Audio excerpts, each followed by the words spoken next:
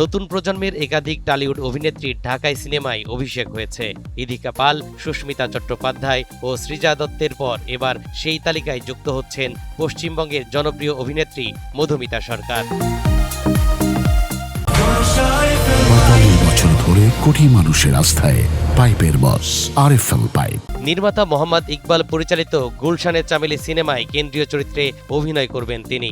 রাজধানীর একটি ৫ তারকা হোটেলে আজ সন্ধ্যায় অনুষ্ঠিত হল গুলশানের চামেলি সিনেমার মহরত। এই আয়োজনে অংশ নিয়েছেন মধুমিতা সরকার।